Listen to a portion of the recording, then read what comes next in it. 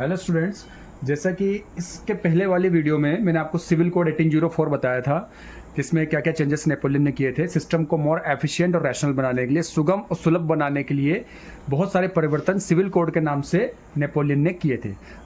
अब इसके नेक्स्ट वाले कंसेप्ट पर हम जाते हैं, नेक्स्ट टॉपिक पर जाते हैं, जो कि आपको बुक का पेज दिख जाएगा वीडियो में। क्या क्या फ़ायदे हुए थे, इन फ़ायदों को किनसे किसको कितना मदद मिली थी या किसको कितना बेनिफिट मिला था, हम पढ़ते हैं। तो after such changes introduced by Napoleon, civil code 1804, businessman जो थे, स्मॉल स्केल प्रोड्यूसर जो थे गुड्स के, realise the uniform law with and common weight and major.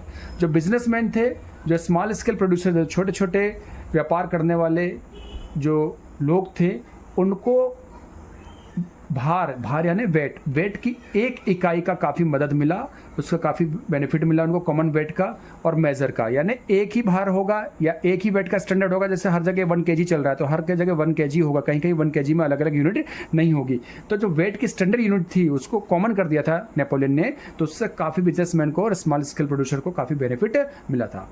Common national currencies help exchange of goods and capital. बहुत सारी अलग अलग currencies चलती थी उस समय फ्रांस में। तो जब नेपोलियन ने कॉमन नेशनल करेंसीज कर दी थी, ये जो अलग अलग करेंसीज को हटाकर एक ही करेंसी कर दिया था नेपोलियन ने, तो उससे वहाँ के लोगों को बहुत सारी मदद मिली थी। किससे मदद मिली थी? Exchange of goods. जो गुड्स होते हैं, जो सामान होते हैं, उनका आदान प्रदान करने में, इधर से उधर करने में उनको काफ़ी सहूलियत हुई, काफ़ी बेनिफिट मिला उनको। तो यही लिखा है, common national currencies helps exchange of goods and Capitals.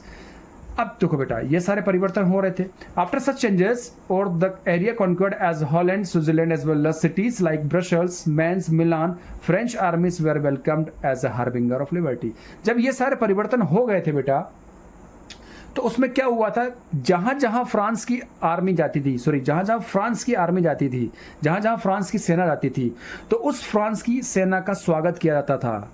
खासकर उन जीते हुए इलाके में जहां जैसे लिखा हुआ है स्विट्जरलैंड, और आपका हॉलैंड, ब्रसेल्स बेल्जियम की कैपिटल, मेंस मिलान इटली के शहर, यहाँ इन सब जगहों पे जहाँ जहाँ फ्रांस की आर्मी जाती थी, यहाँ पर इस आर्मी को, इसका स्वागत किया जाता था। स्वतंत्रता देने वाली आर्मी, या हार्बिंगर को हम बोलते हैं सूचक, इंडिकेशन देने वाला है, मैसेंजर, यानी ऐसी आर्मी जो स्वतंत्रता का सूचक दे रही है, यानी जहाँ जहाँ ये आर्मी जाएगी वहाँ के लोग बाग को लिबर्टी यानी स्वतंत्रता मिल जाएगी, उनके तोहफे में उनको लिबर्टी मिल जाएगी।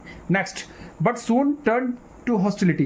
अब ये सब कुछ अच्छा चल ही रहा था, अचानक ये उत्साह किसमें बदल जाता है बेटा?